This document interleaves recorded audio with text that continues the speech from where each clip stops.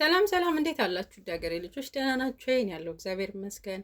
በአሁኑ ጊዜ ሴቶች የራሳቸው ስራ ሊኖራቸው ይገባል። የራሳቸው የገቢ ምንጭ ሊኖራቸው ይገባል። የራሳቸውን በትምህርት በብዙ ነገር ማነጽ አለባቸው የሚባለው ልክ አሁን የኮሜዲያን ወንደሰን ሚስት አይታችኋል አይደል? 40 እንኳን ሳይወጣ ከቤት አባረዋት። ያችን ትንሽዬ ልጅ ይዛ ልጅቷ ምን አይነት ፊት እንዳላት ላዋ ላይ በስላሴ ስም በጣም ነው የምታሳዝነው አይደለም? ግን እሷ የራሷ ስራ ቢኖራት የራሷ ገቢ ቢኖራት የራሷ ቤት ይኖራት ነበር። አሁን ማንም ሰው ውጭ ብሎ ያስወጣትም ነበር። ያቺ ልጅን በዚህ ልክ አይምሮ አይጎዳም ነበር። ለዛም ነው ሴቶች አሁን ሰርታችሁ በኢኮኖሚ ራሳችሁን ቻሉ የሚባለው አይደለ? በጣም ከባድ ነው። እንደምነግራችሁ ነገር የእሷ እንኳን በሞት እሺ፣ እንዲሁም ፍች እንኳን ቢመጣ በኢኮኖሚ ራሷን ካልቻለች ሴቷ እጅግ በጣም ትጎዳለች። እጅግ በጣም ማለት ነው።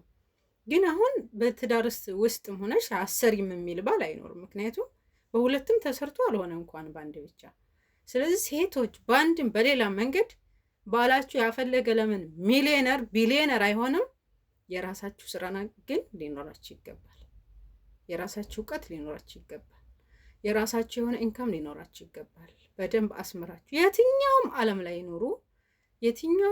በየትኛውም ሁኔታ በየትኛውም እድሜ ደረጃ ሆኑ ሴቶች ገንዘብ ሊኖረን ይገባል። የራሳችን የሆነ ስራ ሊኖረን ይገባል። የራሳችን የሆነ ብቃት ሊኖረን ይገባል። በወንድ ልጅ ብቻ የሚመራ ያኔ ትዳሩን ይምራ፣ ችግር የለውም። ወንድ ልጅ መሪ ነው፣ ይምራ፣ ያባራው ነው። ግን ኢኮኖሚ በተመለከተ ሴቷም ተሳትፎ አድርጋ የራሷ ገንዘብ የራሷ ገቢ ሊኖራት ይገባል። ግድ ነው። ምክንያቱም ሴትዮ ትልቅ ማስተማሪያ ናት። እውነቴን ነው። ሰምታችኋል ሴቶች።